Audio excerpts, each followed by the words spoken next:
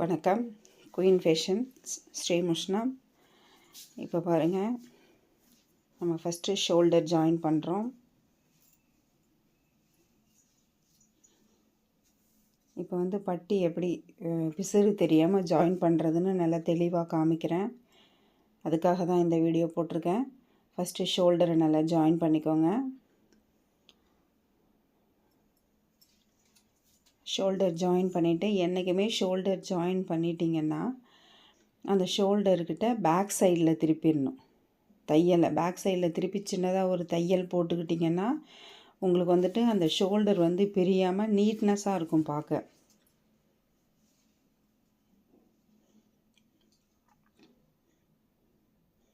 இப்போது பாருங்கள், கரெக்டாக ஃபுல்லாக அடித்து திருப்பிட்டு நான் வச்சுருக்கேன். பேக் சைடும் ஃப்ரண்ட் சைடும் ஜாயின் பண்ணி இப்போ பட்டி எப்படி குறிக்கிறதுன்னு பார்க்குறேன். கரெக்டாக அந்த இடத்துக்கு நேராக ஒரு மார்க் பண்ணிக்கோங்க. அந்த அளவு பார்த்திங்கன்னா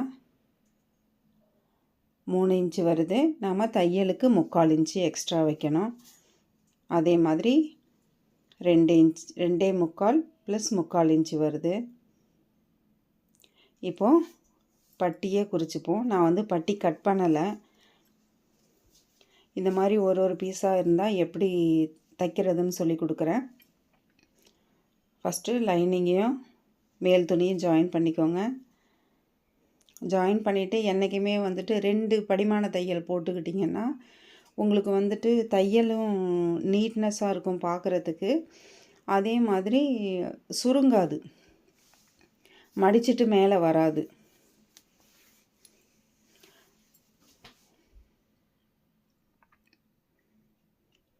நம்ம மேல் துணி வந்து ஒரு பீஸாக இருந்ததுன்னா இந்த மாதிரி தான் தைச்சே ஆகணும். நம்ம அப்போவே கட் பண்ணலாம். கட் பண்ணாதவங்களுக்கு நான் எப்பொழுதுமே இந்த மாதிரி கட் பண்ணிவிட்டு தைக்கும்போது தான் பட்டி பீஸே ஜாயின் பண்ணுவேன். இந்த மாதிரி தைச்சிப்பேன். பாருங்கள், ஆப்போசிட் வச்சிடணும். வச்சுட்டு நம்ம தேவையான அளவு பட்டியோடைய பீஸ் எவ்வளோன்னு தேவையான அளவு கட் பண்ணி எடுத்துடணும். கட் பண்ணிவிட்டு நாம் குறித்த அளவு இருக்கு இல்லையா, இப்போ பாருங்கள், அந்த சென்ட்ரு பாயிண்ட்டுக்கு நேராக ஒரு கோடு போட்டுக்கோங்க. அப்போ தான் அதுதான் சென்ட்ரு பாயிண்ட்டுன்னு உங்களுக்கு தெரியும். இல்லைன்னா நம்ம சும்மா தோராயமாக வைக்க முடியாது. இப்போது அந்த 2 அளவும் என்னென்னு குறிச்சிப்போம்.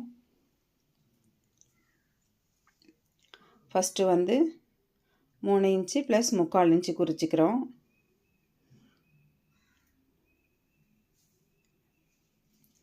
அடுத்தது 2.75 + 3/4 இன்ச்சு குறிச்சிக்கிறோம். நீங்கள் ஃபஸ்ட்டு 3 இன்ச்சு எடுத்தோம் இல்லையா, அந்த அளவை ஃபஸ்ட்டு குறிச்சிட்டு அதுலேருந்து 1/2 இன்ச்சு எக்ஸ்ட்ரா மேலே குறிச்சிக்கோங்க.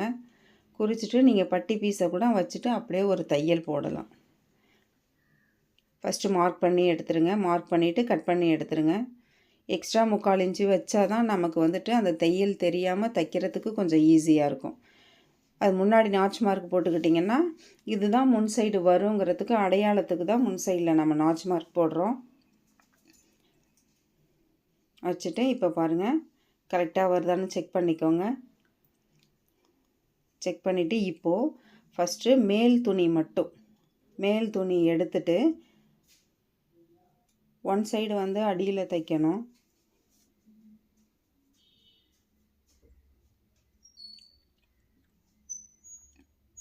தைச்சிட்டு அப்படியே திருப்பிட்டு கரெக்டாக இருக்கா அப்படின்ட்டு செக் பண்ணிக்கோங்க. செக் பண்ணிவிட்டு நீங்கள் அந்த பொசிஷனில் மடித்தாவே அழகாக வந்துடும். நம்ம சுருட்டி தான் உள்ளே வச்சு தைக்கணுன்ற அவசியமே இல்லை. அப்படியே மடிச்சிங்கன்னாவே உங்களுக்கு வந்துட்டு ஜாயிண்டிங் அழகாக வந்துடும். நீங்கள் எதுவுமே பண்ண வேணாம். அப்படியே 1/4 இன்ச்சுக்கு மடிச்சிங்கன்னா நீட்னஸாக வந்துடும். அதே மாதிரி பாருங்கள், அந்த சைடும்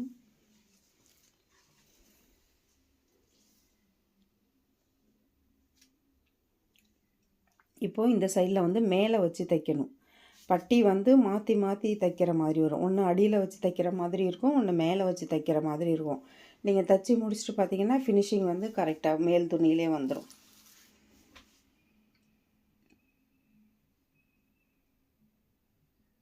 என்றைக்கும் ஜாயின் பண்ணும்போது முன் சைட்லேருந்து தான் ஜாயின் பண்ணணும்.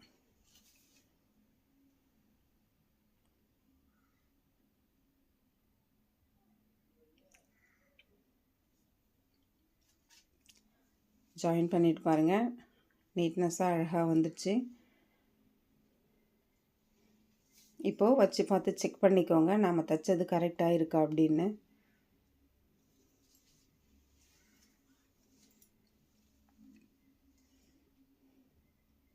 ரெண்டு சைடுமே செக் பண்ணிக்கணும். கொஞ்சம் நீட்டாக இருந்ததுன்னா லைட்டாக டாட் பிடிச்சிக்கோங்க.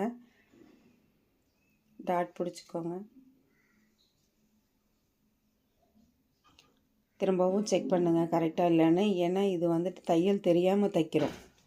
அதனால் பாருங்கள், வேறு ஒரு வீடியோவில் சந்திக்கிறேன்.